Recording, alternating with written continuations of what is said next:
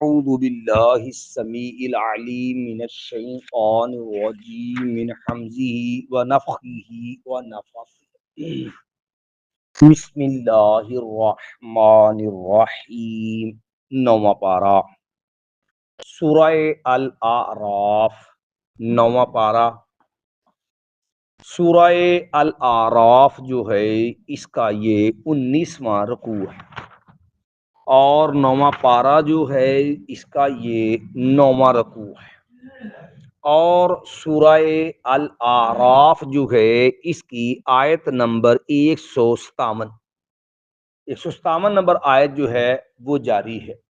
ہم نے 2 دنوں میں کچھ حصہ اس کا پڑھا ہے، آج اسی آیت کا آخری حصہ ہے، آیت نمبر 153۔ اسی آیت کے اندر جو کل ہم نے باتیں پڑھی کہ رسول اللہ صلی اللہ علیہ وسلم کا تذکرہ، آپ کی صفات، علامات، نشانی، کتب سابقہ تورات، انجیل، یہود و نصارہ کی الہامی کتاب اس کے اندر ہونا، اس چیز کا بیان، پھر نبی کریم صلی اللہ علیہ وسلم کا تذکرے کے ساتھ وہ اوصاف جو واضح مسلم کتاب موجود تھے، جن کے اندر نبی علیہ السلام کی صفت میں سے ایک صفت الامی کہ دنیا کے کسی استاد سے اس نے پڑھا نہیں۔ نمبر 2 157 نمبر آیت، نمبر 2 امر بالمعروف اور نہی عن المنکر کا فریضہ ادا کرنے والا، نمبر 3 حلال پاکیزہ چیزوں کو حلال قرار دینے والا، نمبر 5 ان پہ خبیث گندی چیزیں ان کو حرام قرار دینے والا، جس کی ہم نے وضاحت کی کہ ہر وہ چیز جسے اسلام، شریعت، رسول اللہ صلی اللہ علیہ وسلم حرام ہے وہ خبیث ہے، بظاہر لوگوں اچھی لگے یا بری، وہ خنزیر کی صورت میں ہو، وہ گدھے کی صورت کے اندر ہو، وہ کوے کی صورت کے اندر ہو، وہ شراب کی صورت کے اندر ہو، وہ ہر نشہ آور چیز کی صورت کے اندر ہو، وہ مضر چیز سانپ یا بچھو کی صورت کے اندر ہو جو مضر ہیں، یا اسی طرح جو ہے شریعت نے بغیر ذبح کے جانور مر جائیں تبھی حلال جانور مر جائے، وہ ہر چیز جسے شریعت نے حرام ٹھہرایا وہ خبیث، یعنی خباثت کا سادہ سا مفہوم یہ ہے جس چیز کو شریعت نے حرام قرار دے دیا ہے نا وہ خبیث، وہ طیب اور پاکیزہ نہیں ہے۔ گھوڑا لال ہے، بلا کراہت لال ہے۔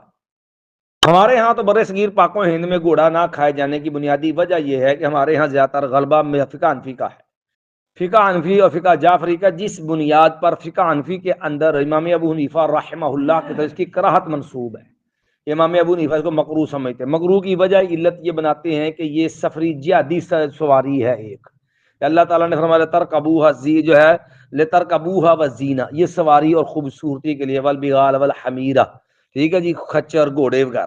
لیکن بریلوی علماء میں سے مولانا غلام مسعود سعیدی بریلوی ابھی پچھلے دنوں کچھ عرصہ ہوا تھوڑا سا فوت ہوئے ہیں، دارالعلوم جامعہ نعیمیہ کراچی سے تھے، انہوں نے جو ہے وہ تفسیر لکھی ہے قرآن مجید کی 12 جلدوں میں، تبیان القرآن کے نام سے، اور مسلم شریف کی شرح لکھی ہے 7 جلدوں میں، یعنی پڑھے لکھے ان کے اچھے کار میں، انہوں نے یہ بڑی تفصیل سے پرواز کی ہے اپنی کتاب کے اندر، صورت یعنی صحیح مسلم شکار کے بیان کے اندر جہاں یہ حدیثیں ہیں کہ صحابہ کرام نے گھوڑے خود کھائے ہیں، تو انہوں نے وضاحت کی ہے کہ امام ابو حنیفہ رحمہ اللہ کے ناپسند کرنے کی جو وجہ تھی وہ علت تھی جہاد، کیونکہ وہ دور اس میں جہاد ہوتے کے لیے یہ چیزیں بطور خچر گھوڑے سواری کے طور پہ استعمال، اب وہ دور نہیں رہا تلوار و تیروں والا، اب دور ہے ٹینکوں کا، توپوں کا، جہاز جو ہے وہ جہازوں کا، لیزر ٹیکنالوجی کا اور جدید گاڑیوں کا، اس لیے اب وہ علت سبب جس بنا پہ امام ابو حنیفہ رحمہ اللہ اس کو مکروہ سمجھتے وہ علت بھی ختم ہے، جب تو اس لیے گھوڑا بلا کراہت حلال ہے۔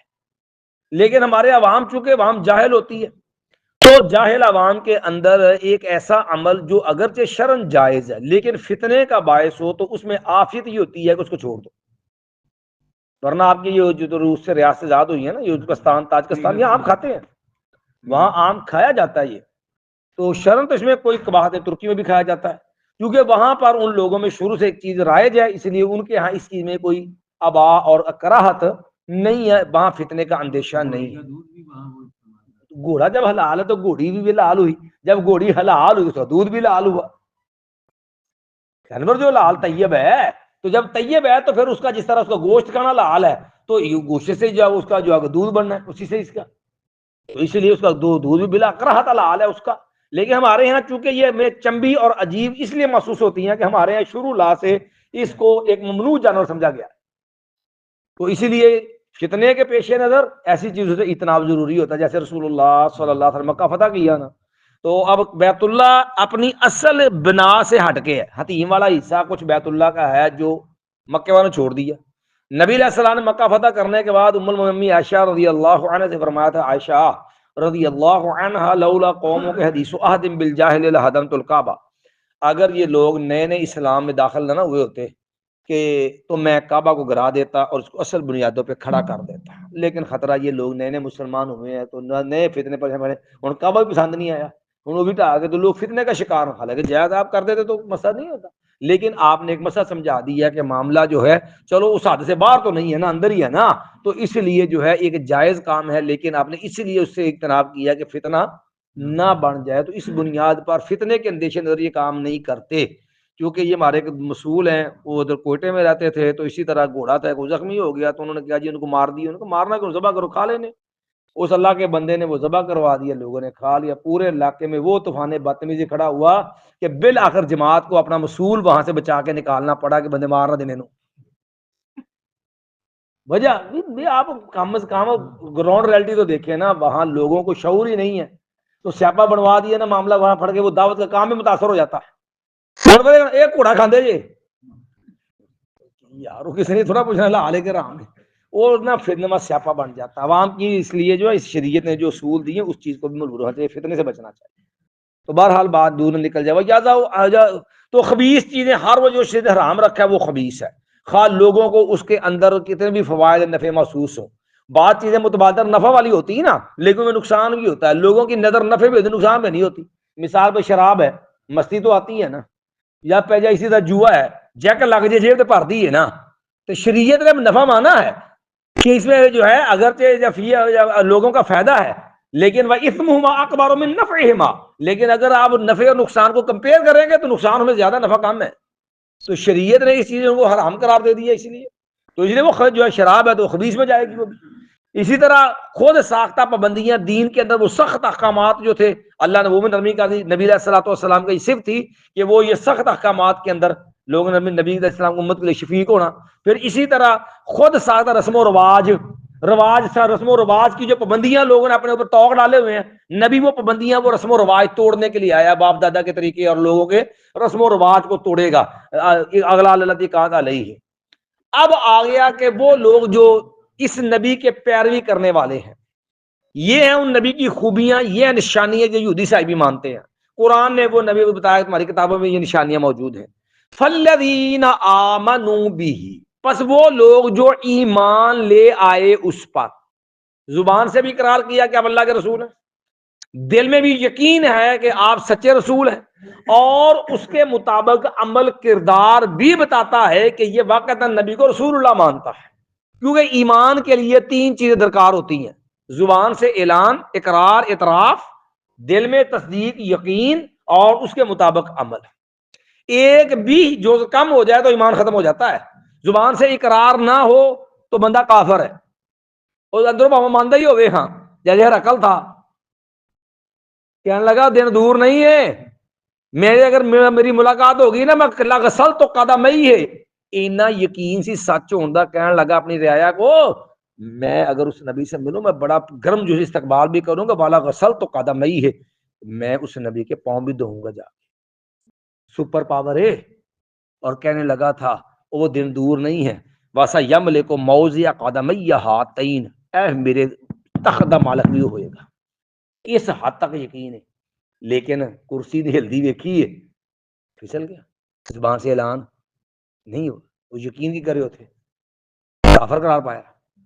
زبان سے اقرار ہے لیکن دل ہی نہیں مانتا. عبداللہ بن ابی سی اتوں تے ہن کلمہ پڑھ لیا سی نا، پیچھے نمازاں بھی پڑھ لیندا سی، لیکن ٹھڈوں تکلیف سی. ہن چڑھدے سو اسلام مجبوری یہ سی کہ مدینے 'چ رہن واسطے عزت نہ رہنا ہے تے اسلام والا طریقہ یہ دوجے نمبر تے ذلت ہی ذلت ہے. اس واسطے انہوں اپنی چودھر دی رل گئی سی، وہ دی مجبوری سی کلمہ پڑھنا. وہ مجبور کلمہ تے پڑھ لیا پر اندرلا گند وہ نہیں گیا، اندرلی پیڑ نہیں ختم ہوئی ہوئی آخر تک، جس کے نتیجے میں وہ ہر موقع پر اپنی کمینگی کا اظہار کرتا رہا. بالآخر وہ بالآخر رو دیر کے نماز زیادہ نہیں پڑھنا. یا پھر زبان سے اقرار، دل میں یقین کے بعد عمل ہے. اس میں کوتاہی دو طرح کی ہوتی ہے. بعض لوگ کمزور ایمان ہوتے ہیں، ٹھیک ہے، اور بعض لوگ جو ہے وہ بھی نفاق دیتے جاتے ہیں، جو اپنی بدعمالی پہ کفر بھی جا گرتے ہیں۔ زیادہ تر وہ عام طور پر کمزور ایمان درجے کے لوگ ہوتے ہیں، عمل میں کوتاہی ہوتی ہے، فاسق کے درجے میں چلے جاتے ہیں۔ تو تین چیزیں ضروری ہیں ایمان کے لیے: زبان کا اعلان، دل میں یقین، اور اس کے مطابق نبی کے احکام پہ عمل۔ وَعَزَّرُوهُ، اور انہوں نے تقویت دی، طاقت دی اس کو۔ اب طاقت تین طرح کی ہوتی ہے۔ نمبر ایک، جسمانی افرادی قوت، کہ نبی کے شانہ بشانہ کھڑے ہونا ہے۔ سب سے مضبوط عظیم کام یہ ہوتا ہے۔ جیسے رسول اللہ صلی اللہ علیہ وسلم کے اوپر حملہ ہوا نا مکے کے اندر، کافروں نے مارنا چاہا تو وہ صدیق آ گئے اور اس سے جیسے کافروں سے الجھ پڑے، کہنے لگا تقتل رجلا یقول ربی اللہ، تم اس نبی محمد صلی اللہ علیہ وسلم کو اس لیے مارنا چاہتے ہو کہ یہ اس کا قصور یہ کہ یہ کہتا ہے میرا رب اللہ ہے۔ تو لوگوں نے ابو بکر صدیق کو اتنا مارا، رسول اللہ بے ہوش ہو گئے، زخمی ہو گئے، بے ہوش ہو گئے۔ بے ہوش ہوئے کو اٹھا کے ابو بکر صدیق گھر لے کے گئے لوگ، اور جب ہوش آئی ہے تو سب سے پہلے پوچھا کہ میرے نبی کا کیا حال ہے۔ افرادی قوت، سمجھے؟ اور افرادی قوت کے ساتھ دوسری قوت کا طریقہ ہوتا ہے مال، کہ جو اپنے جو ہے اپنا جو ہے وہ مال کی ضرورت پڑے تو دین کے جو مانگی وہ دینا ہے۔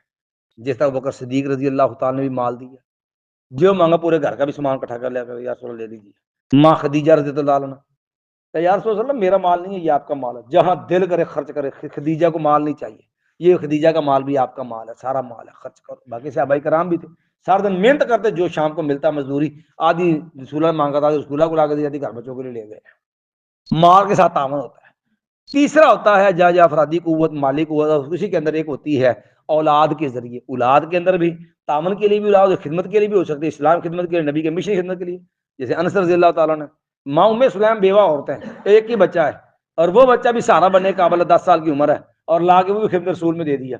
کہنے لگی یا رسول اللہ لوگوں نے تو مال دیا، لوگوں کے پاس طائف تھے، میرے پاس میرا سارا سرمایہ میرا بیٹا انس ہے، اپنی خدمت کے لیے قبول کر لیجیے۔ رسول اللہ نبی علیہ الصلوۃ والسلام کو اللہ نے خواب کے اندر دکھایا، ریشم کے ٹکڑے میں ماں خدیجہ رضی اللہ تعالی عنہ کی تصویر لا کے دکھائی، اور فرمایا ہذہ زوجتک فی الدنیا والآخرہ، یہ دنیا میں بھی آپ کی بیوی ہوگی، قیامت میں بھی آپ کی بیوی ہوگی، آخرت میں بھی آپ کی بیوی ہوگی۔ یہ تو نبی علیہ السلام دیکھا عمر تو خدیجہ کی چھوٹی ہے ظاہر، تو میں انشاءاللہ میرے رب کا فیض اللہ اس کا وسیل بنا دے گا۔ تو صدیق رضی اللہ نے یہ تو نہیں سوچا کہ 9 سال کی بیٹی ہے، تو نبی علیہ السلام 53 سال کے بعد عمر ہوتی کنی ہے، بیٹی کا جوانی میں بیوہ ہو جائے گی؟ نہیں، میرے نبی کے لیے میری بیٹی بھی حاضر ہے۔ کئی لوگ انکار کرتے ہیں، ہمارے استاد محترم یہ گولدی رحمۃ اللہ علیہ جانشین تھے علامہ شیخ رحمۃ اللہ علیہ۔ تو ایک آدمی تھا، وہ ڈاکٹر مسعود الدین عثمانی کہ جو عذاب قبر کا بھی منکر ہے، اور یہ اس آدمی پمفلٹ بھی لکھے ہیں کوئی گمراہی کے، اس آدمی کے ساتھ بحث ہوگی، وہ منکر تھا، کہتے ہیں عمر 18 سال تھی، 9 سال عمر نہیں تھی، حالانکہ عمر 9 سال تھی امی عائشہ رضی اللہ۔ ہمارے استاد محترم کے ساتھ مناظرہ تھا، بحث ہو گئی، جب دلائل سے عاجز آ گیا تو کہنے لگا مولوی عیا تو آپ دی 9 سال دی تھی 53 سال کے بابے نو کہے گا؟ یہ ہوتا ہے بندے کی پھر اس کی ذات کے ساتھ کھیلنا، اس کے جذبات سے کھیلنا۔ کہنے لگے اللہ دی قسم دماد محمد رسول اللہ ورگا ہوئے 9 سال بھی دے دیں گا۔ انہوں نے کہا یہ کڑا ہو، ہمارے استاد محترم فرمانے لگے دماد جو محمد رسول اللہ جیسا ہو تو سعادت ہوگی 9 سال کی بیٹی بھی دینا۔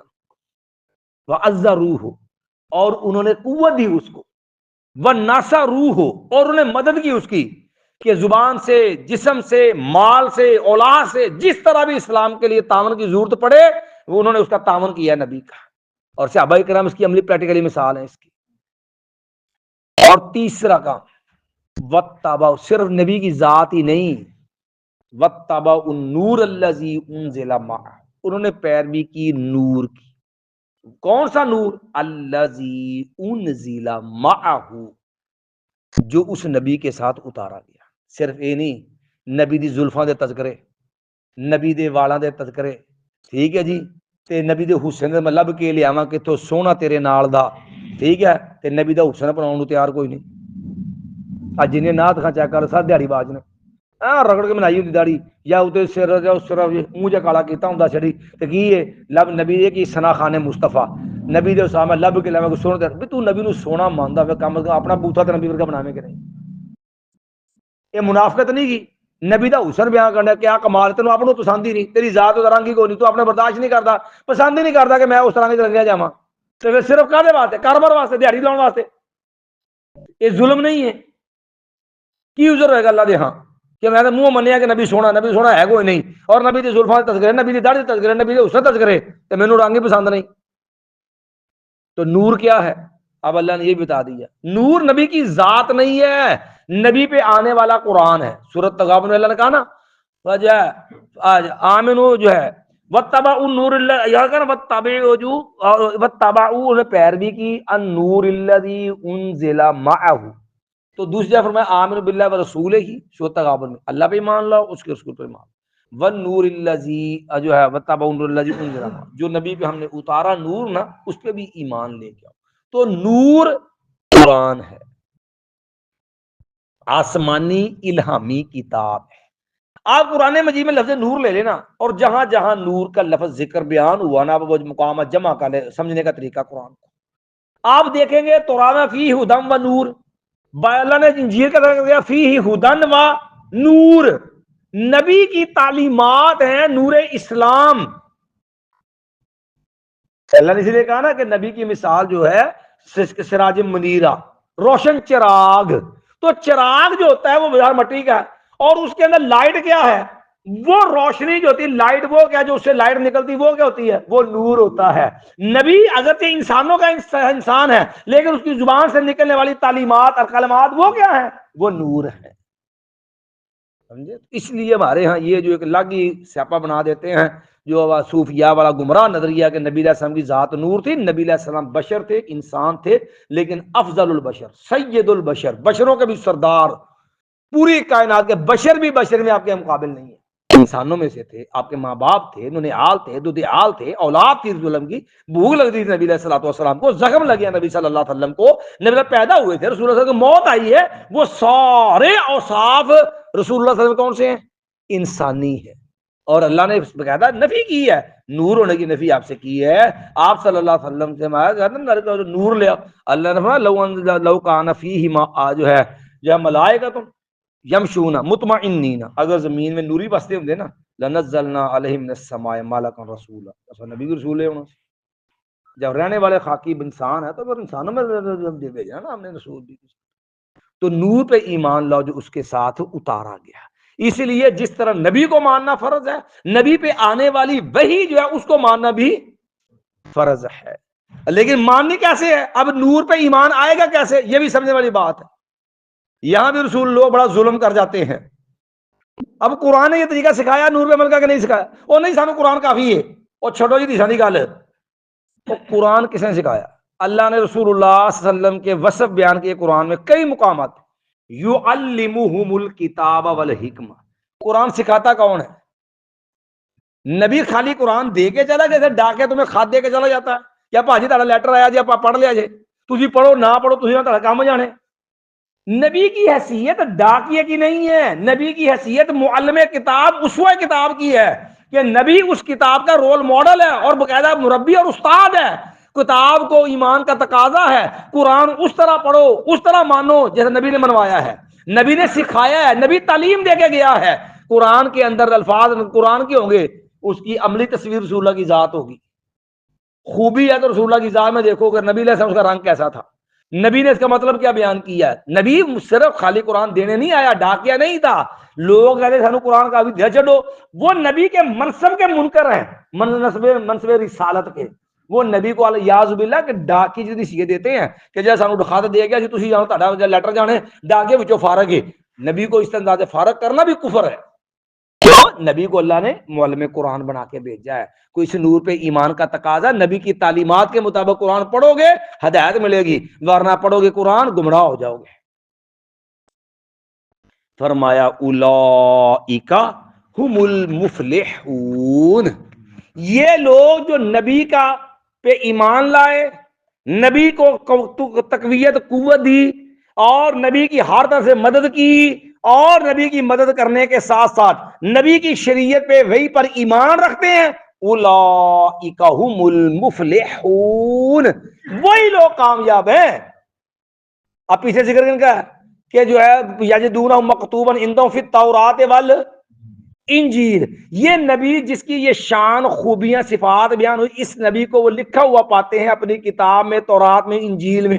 تو اس کا مطلب یہودیوں کو بھی پہ مخاطب ہیں غیر مسلم، اور انہیں پیغام کیا دیا، اس کامیابی کا معیار کیا، نبی پہ ایمان، نبی کی نصرت تائید، اور نبی کی لائی شریعت پر ایمان. لہذا کوئی کافر یہودی ہوئے، عیسائی ہوئے، جب تک رسول اللہ پہ ایمان نہیں لاتا، نبی کی لائی ہوئی شریعت پہ ایمان نہیں لاتا، وہ جنت میں نہیں جا سکتا.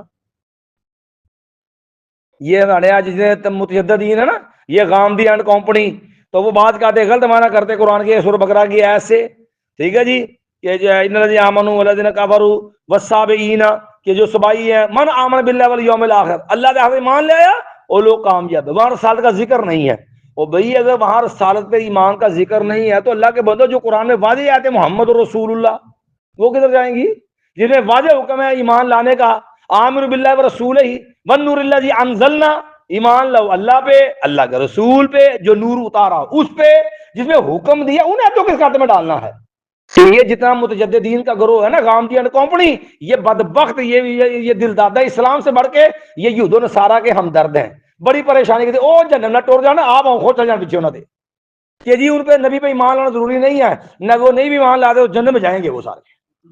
حالانکہ ایمان جنت میں جانے کے لیے رسول اللہ پہ، نبی کی شریعت پہ ایمان فرض ہے، ورنہ جنت میں داخلہ ممکن نہیں ہے. اولئک هم المفلحون، یہی کامیاب لوگ ہیں. ایک بار پھر ترجمہ دہرا لیں.